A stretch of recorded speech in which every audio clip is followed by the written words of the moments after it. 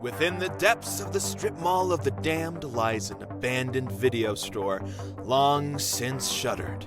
Past the muddy lot, empty save for workmen waiting with equipment, beyond the gathering of bureaucrats, stymied in their attempt to end urban blight, a secret society assembles to scrutinize those films rumored to drive their viewers to madness and dissolution.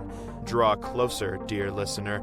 Let your trembling ears sup upon the eldritch knowledge of the Cinemania Society.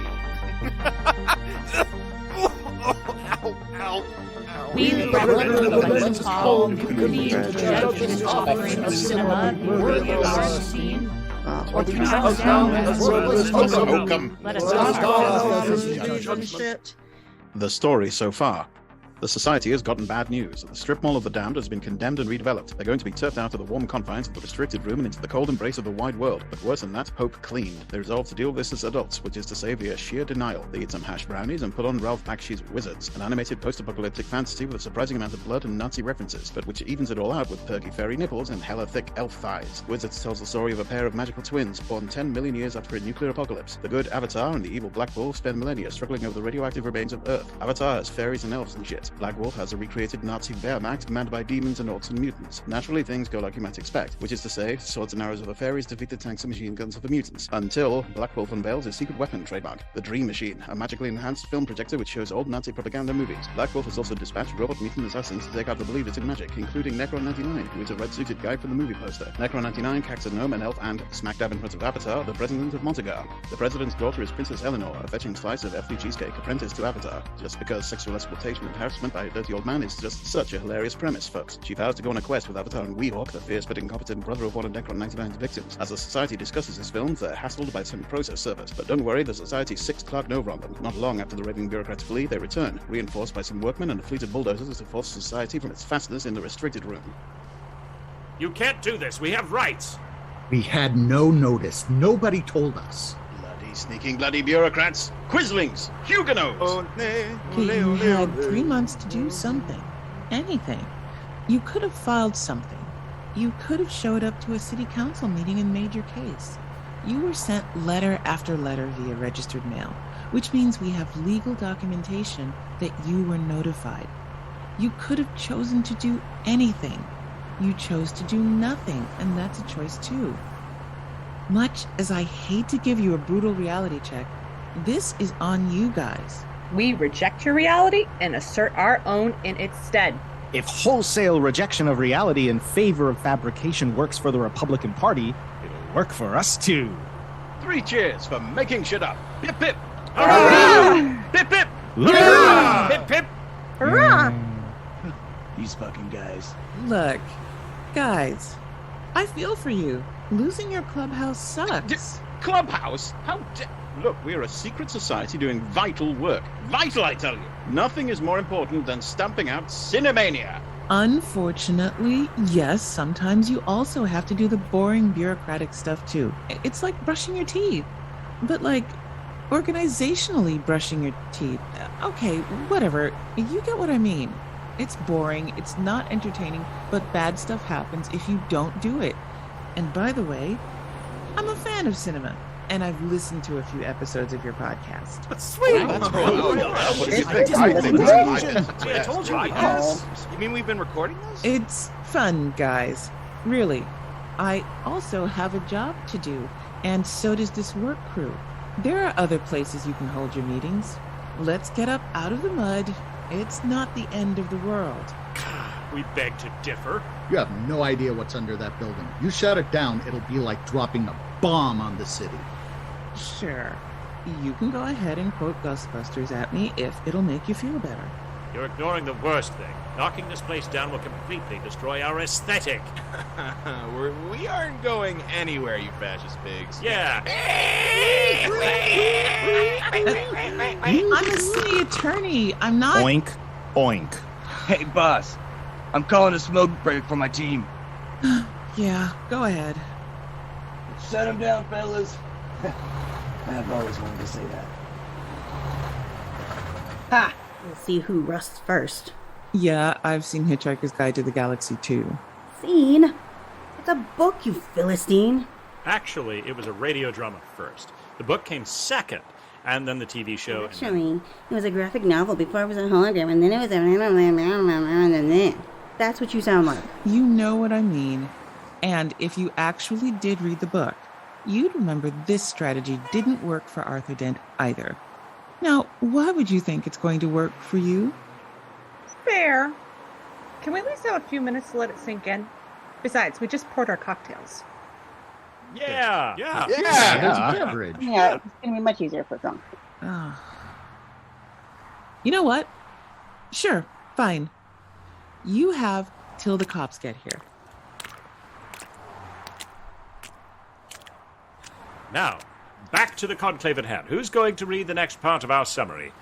Well, since I'm the only one who's not stoned out of my gourd, I guess I'll do it. All right, we cut to pixies, arming themselves and flying off in clouds of stardust. And then again to a World War I-style trench line occupied by elves and Stalnhelms. Crusty old elf veteran with a titty pipe counsels his young apprentice, Peewittle, who's about to get to his first taste of war. The kid's nervous. The old bastard's smug in the knowledge that Black Wolf's incompetent troops will again break and run, just as they always have. Battle is shortly joined, and we know it must be battle. The funk bass line and waka waka guitar is a dead giveaway. The orcs, goblins, mutants, and disco ball shield wizarding lizardmen advance. None of the elves seem all that terrified by the appearance of hastily rotoscoped tanks and red-eyed SS stormtroopers. Shields, swords, and arrows have apparently been sufficient to win the day in prior engagements. Just before the first volley of arrows is loosed, however, Black Wolf unleashes his secret weapon, trademark, the magically enhanced movie projector that turns the animated backgrounds of the movie into Nazi propaganda films. This overwhelms the senses of the elves in the trenches, and their primitive weapons fall from their nerveless fingers. The ravening hordes of Black Wolf are able to cut down their foes as they stand stupefied. Clearly overcome with cinemania. Indeed. We last see Peewittle as he cowers at the bottom of the trench, trembling with shell shock as he watches the lifeblood of his mentor run streaming down the trench wall. And how old were you when you first saw this? Like 10? Likewise. That explains a lot. It totally does. Cut to Tower Phallus in Montagar, where Avatar has finished reprogramming the robot mutant Necron 99 for non-violence, changing his name to Peace. You just have to admire the Montagarian optimism. Avatar has learned from 99 that the secret weapon, trademark, is called a dream machine. Queen Eleanor and Weehawk want to set out to destroy the projector and save the world, but Avatar isn't quite finished yet being a dirty old man. He instructs Eleanor to pose on his bed for a couple hours so he can ogle her while he makes up his mind. Some training, right? There's a really weird relationship between these two right from the start. What are you talking about? This reminds me of my relationship with most of my teachers in college. And that definitely explains a lot. Yeah, I did only go to state. Yeah, there's definitely that this is a joke. Like the level of exploitation of a very young woman by a very old man. It's like, this is supposed to be a joke, everybody. We are all laughing at this funny joke. Ha ha. Grooming. Do we know how old Eleanor is, though? I mean, well, she could be young, but she may not be. Who knows? We don't really find out her age. It's never really said, but it's still pretty gross. You know, like having a 60-year-old man hooked up with like a 22-year-old woman is still pretty gross. There's a big balance of power differential there, and that's kind of what makes it gross. She's infantilized, but is she young? That's a good point. We'll anyway, never know. Weehawk says his goodbye to family and tribe in a series of touching scenes where he's surrounded by lots of expensive to animate people, so it's all done as a far easier slideshow, with the same bored-sounding voiceover lady from the start. Similarly, Eleanor bids farewell to her buxom nudist friends in their grotto, reminding them that since her father, the president, is dead, she's going to be their queen. How exactly that line of succession works is far from clear, but as we're talking about people who have not yet mastered the technology of pants, their system of governments makes about as much sense as Naboo. By the time everyone's ready to go, Avatar has the robot assassin fully reprogrammed and ready to join the good guys in their fully righteous quest. Though he does warn the newly named Peace that if he fucks around he's gonna find out, as Avatar is fully prepared to kill him in ways that will take 20 years to kill ya, and you'll be screaming for death in the first 5 seconds. The forces of goodness, everyone. At any rate, this showdown between brothers is likely to be a grudge match considering that Avatar won the last time. Avatar has no hesitation in saying, I'm going to brutally torture you for decades or more if you mess with me in any way.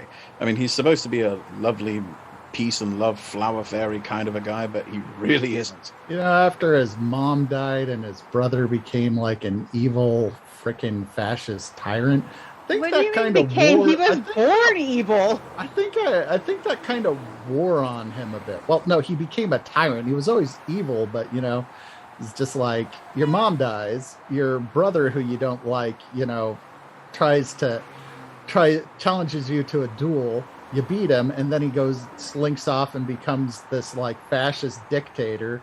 And meanwhile, he's just like, fuck my life, you know. There's something to be said there too about like, you know, determinism. Like, oh yeah, this kid's evil and bad, so we'll just leave him out in the woods to die. Oh wait, he's torturing rabbits, you know, and then just constantly reminding him how bad he is. He's, you know, telling him he was born evil. What the hell is this kid gonna do? Turn evil? I don't know. Which is worse? Somebody who is evil because they were told from, you know, literally birth that they're evil, so they stay evil, or somebody who starts good and then starts doing evil shit? Which is worse?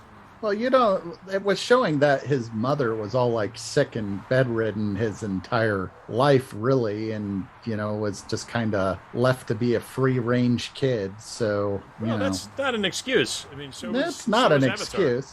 Yeah, but Avatar stayed near his mom and tried to, like, you know, help her and amuse her and stuff like that. Well, there's a lot of reading between the lines there. Sort of my whole point. I'm not trying to be an apologist for Black Wolf, but my whole point being, kids are going to do what you program them to do. If you tell them they're evil from the minute they're born, then they're going to be fucking evil. They're going to live down to your expectations. And my point is that hippie free-range parenting causes kids to become fascist tyrants. It's definitely true that it's not the case that Avatar is totally all good and Black Wolf is totally all bad. There's a little bit of overlap going on here. There's no gray area with Black Wolf. He is all bad. There is nothing you can see about him that you say is good. With Avatar, he's a blend. There's a lot of gray there, but well, I mean, they try to add some shading to Black Wolf later, but it doesn't really work that well, as we shall see. Yeah, well, if you add shading to something that's already completely black. Anyway. Sing us a song, Avatar urges Eleanor to pass away their long journey. As far as he's concerned, she has all the utility of an iPod with tits. In a musical interlude, one of those tinkly minor key 70s nature girl songs starts playing, no doubt sung by an earnest blonde vegetarian and an Afghan. This is accompaniment to scenes of evil forces on the march across the land. Black Wolf's boys have been hard at work. Villages in ruins, prisoners marching along in lines, that kind of thing. In an unintentionally hilarious aside, a child fairy asks Mommy Fairy what's going on, and is informed that there's been a war and their side is lost. The enemy has weapons and technology. We have just love. It's supposed to sound deep and meaningful, but basically she's admitting that militarily, the good guys are all fucked. Flowers and sunshine don't count for much against mechanized infantry. Oh, what happened to the only technology we need is nature?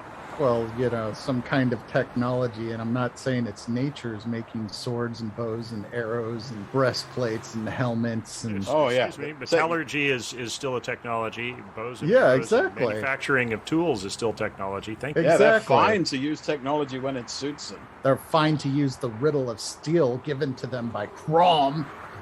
Crom laughs at your god. Laughs on from his mountain. And if you won't help me, to hell with you. To hell with you. Well, it's about time we pause for some hard-hitting satire, which says things, has a message. A couple of war pigs are breaking into a church-like structure. They have no idea what it is. It's just weird stuff to them. And I mean, it's literally stuff.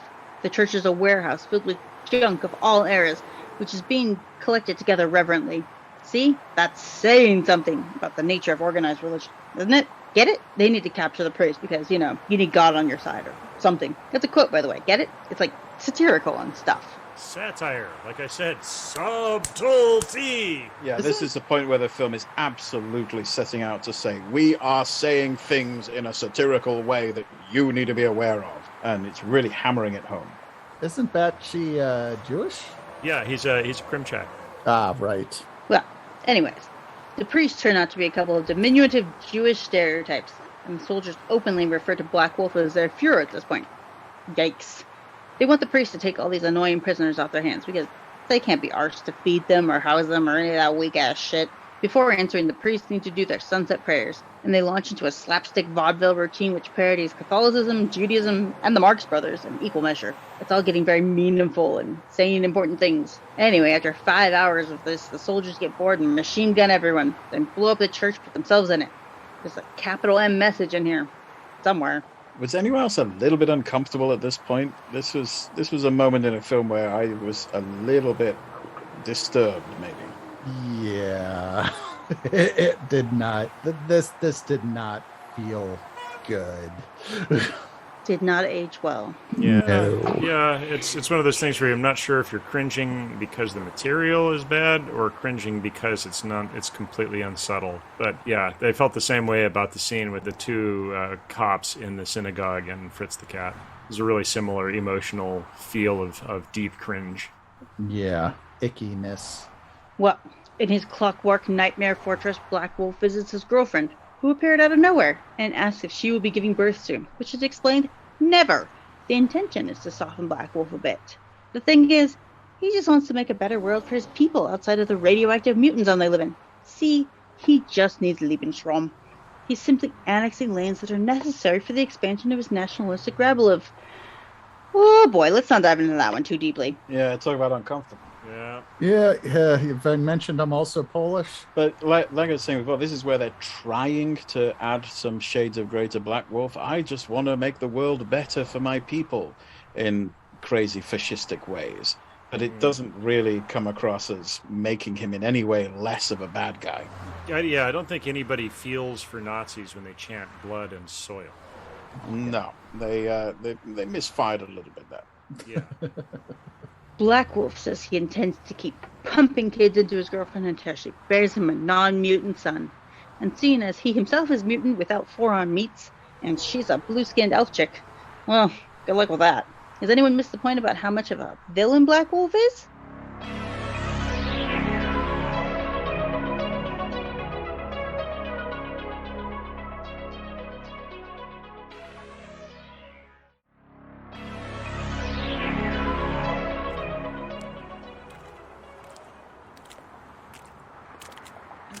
To reason with them, but they just won't go. I swear, I've dealt with toddlers who were better behaved. All right. You heard the lady ask. Now I'm telling you, it's time to leave, or else.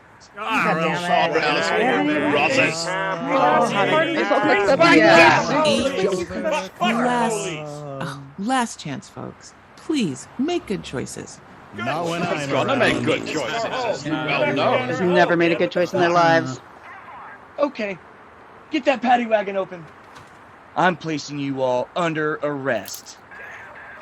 Gentlemen, this is Democracy Manifest. Would you have a look at that headlock here? Get your hand off my penis! God, Daniel, can't you sick Clark Nova on the... I would, but after that last bump of bug powder I gave him, he's gonna be on the nod. Ow! Ooh, do it again. Ooh. Ow, harder. What about the jumps? Too tight, you fascist. They're having a literary discussion group. Remember? Ow! Don't quit shoving! Hey, careful, man. There's a beverage involved here. Hey! Ow! Pendejones, ay, no así. Eso solamente para mi Tranquilo. I'm cooperating. No need to be rough. Get to the back of the van! Do you think the bar's gonna be okay? Well, if by okay you mean drunk drive-by knuckle draggers, then yes, I think it'll be okay. At least they didn't pepper spray us. Speak for yourself. They sent me to Flavor Town. Oh, it burns with the power of 1,000,000 tacos. What do we do now? We continue with the Conclave. Obviously. Well, all right then.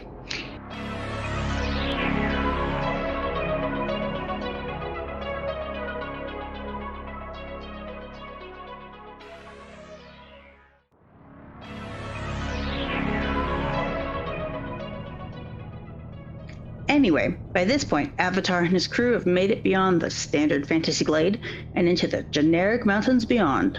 where the dreaded mountain fairies live.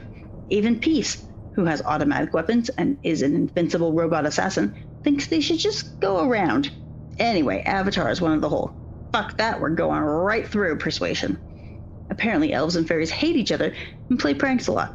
It's getting really difficult to take this mission of political violence seriously, guys. Now, this is actually a pretty decent sort of, I don't know if I say satire, but this is some good subtext here, talking about, like, if only the left would unite, they could defeat the fucking fascists, you know, and all of the leftist infighting circular firing squad is what's keeping us from being able to beat them. This I think, was actually a good piece of subtext here, but unfortunately, it's glossed right over and sped right past in favor of more dick jokes. Well, you know, you gotta have dick jokes. There's some cringe-worthy fairy pranking involving lots of good cheer and laughter, but Weehawk isn't impressed and wants to stab someone.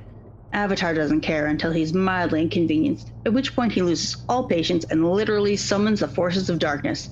The mountain fairies get the message that they're about to get curb stomped by Cthulhu and offer to make amends with a feast. Chief fairy among them is played by none other than Mark Hamill. Yay! Woo! It's actual Mark Hamill. To my knowledge, this is actually the first time Mark Hamill does voice acting, like actually does an animated character voice. Well then, preamble to the Joker. Things get very confusing here because it would have been too difficult to properly animate what's going on.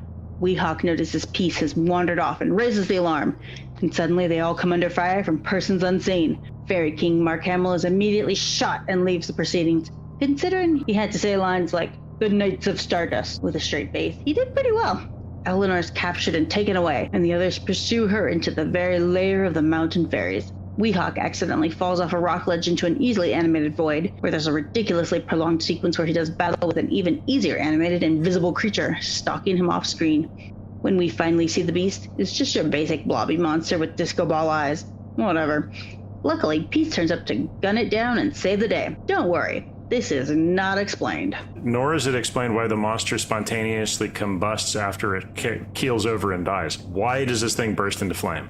Magic. Put in some steam over there with a bit of fire. No need for anything else. Just, we'll get through it with some steam, all right? Call it an invisible beast. Yeah, more of the tinted stock footage of dry ice clouds. I wonder what their dry ice budget was like on this film. Probably not very high, since they were probably just using stock footage, but we'll see. I don't know. Meanwhile, the mountain fairies are dancing around their prisoner. Eleanor is propped up like King Kong on display, and they seem to blame her for the death of Mark Hamill. To be fair, it's totally unclear what happened here. They call her traitor, and she replies that she is not a traitor. In short order, Eleanor is sick of all this mountain fairy shit and unleashes her true power. Now, there's no easy way to say this, but it seems that she can project violet force beams from her vulva. Let's just leave it at that.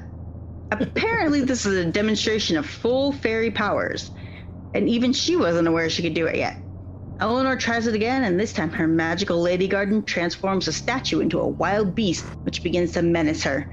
Ain't that how it always goes, ladies? Where to begin with this? Yeah. I mean, she just sort of does a pelvic thrust and fires laser beams from her groin. What can you say? That's some serious. Do that in real life, ladies. That's some serious training she was getting from Avatar there, apparently. Those are some kegels. Do your kegels. At this point, Avatar arrives and grandly announces that he can't really do anything about the situation. He explains to the presumably very new Mountain Fairy King that it was in fact more of Black Wolf's assassins who did all the shooting before. We just couldn't see them because that would have been a real bitch to animate. Avatar just wants to take the girl and be on his way to stop another Holocaust. That's how he describes it. Yeah, so we've got a full-on Holocaust happening here now. Subtlety be damned. It is confusing at this point because Mark Hamill clearly is the king of the fairies. He gets shot, and then immediately there's a new king. So is this just a very efficient line of succession here? Better than president leads to princess. I don't know. Yeah, well, and he's much younger than the new king too. So that also is kind of strange. Maybe that's why they don't like the Mountain Fairies. The Mountain Fairies got their shit together. They know what's up. Again, a weirdly directed and very confusing sequence of events occurs. Black Wolf appears for a fraction of a second to announce that Avatar is lying. Someone shoots Avatar in the arm with an arrow and everyone is screaming. The king decides that this whole thing is a great big mess. The mountain fairies are going to Switzerland out this whole shooting match and help no one. Avatar and Eleanor are instantly teleported into a snowy wasteland, because the snow is super easy to draw. Avatar magics a poncho for Eleanor, but no footwear for either of them because, I guess, 10 million years in the future, frostbite isn't a thing. The two wander past a few 70s prog rock album covers, and soon it starts to snow. No need to worry, the snow effect is expensive and won't be there long. Yeah, it's just like, we're done with this scene, let's move somewhere else. Magical teleportation. It's funny, I hadn't thought about it, but yeah, you're right. The Winter Wonderland is pretty easy to animate. Let me tell you, there's two things that are easy to draw. A lot of snow and a lot of sand. Those are the easy things. Everything else is hard. Suddenly, riders are coming. You can tell because someone is banging coconuts together in the distance. We were sure that they're all around, just off screen. Fortunately, it turns out to be Peace and Weehawk. What took you so long? Avatar asked. Peace says nothing, because he never explains anything at all. When he does talk, he sounds like somebody who has suffered a severe concussion. Yeah, he just shows up and does things and refuses to explain and then wanders off. Why they take him is a mystery to me. I mean, he's the only one with a gun. That is a good point. Yeah, but then we might actually have to see Avatar with a submachine gun, which would actually be kind of cool. Citadel Miniatures must have gotten the idea. And they're just Wizard with a submachine gun. Are you insane? That's stupid. No one would ever come up with that idea. They get around the no technology thing by making someone else use the technology for them. Hey. It's like Amish who have people driving cars for them. You have my bow and my sword and my SMG. You know what? Keep the bow. Keep the sword. Those are good. I'll take the dude with the SMG. Exactly. Now we're back into slideshow vision again as the incredibly bored narrator, presumably between bong hits and entire teacups of ketamine, boredly explains that the next part of the journey was through amazing and fantastic lands filled with wondrous vistas and amazing creatures, which would have been incredibly difficult to draw. They even had a run-in with bikini-clad angry giantesses who threw boulders around. It was super creative and a true visual feast, we are ponderously informed in a voiceover. At least we got a couple of those monochrome still illustrations. Yeah, they really go into how amazing all the next bit is. You can't see any of it, but take our word for it, some really amazing shit happened. I wanted to see the bikini-clad giantesses, but no. You can see a slideshow and like it. Shut up. Death by Snoo. Yeah. Well, we don't get to see it, but it's in the past, and past is prologue. Oh my God, how dare you. Finally, the group arrives in the desert. Second easiest thing to draw after snow. Yeah. And are suddenly surrounded by boisterous freedom fighter type guys, led by a boisterous Brian Bless type fellow who's delighted to see Avatar again. This general guy has ambushed a patrol, stolen a bunch of weapons, raised an army, and basically done all the important stuff to prepare for a final battle in 2 days' time. All off screen! All right. Ride's over. Let's go. You leave me alone, or I'll shout you dead! I'll bloody shout you dead! I'll shout!